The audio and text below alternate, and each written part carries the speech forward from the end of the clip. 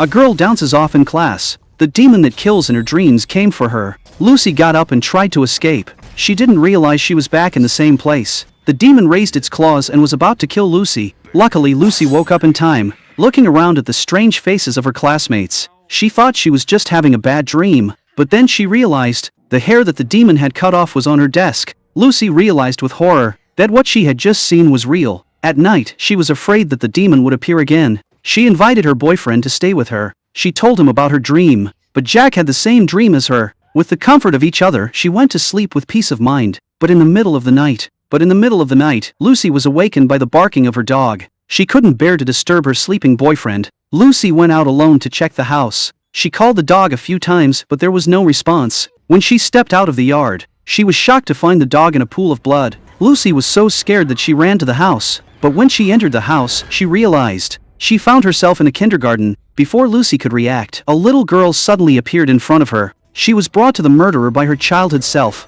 just as the demon was about to strike. Lucy woke up again. Luckily, it was just a dream. Looking at her boyfriend, who was still asleep beside her, Lucy went to the bathroom and washed her face to clear her head. But when she returned to her room, when she was ready to lie down to rest, Found you.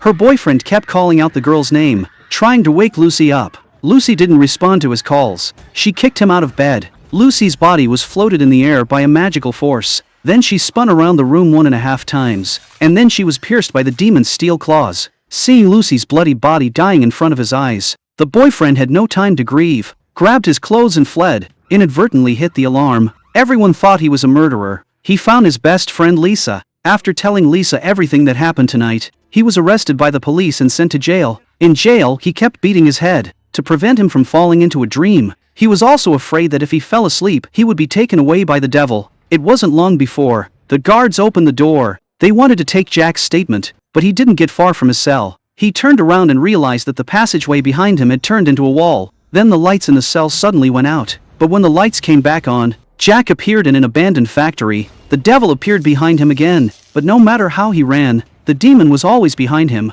He was so scared, he crouched in the corner and begged for mercy. But when he came to his senses, he didn't know when the demon had left, and as he looked around, he thought he had escaped. He didn't realize the real danger was approaching.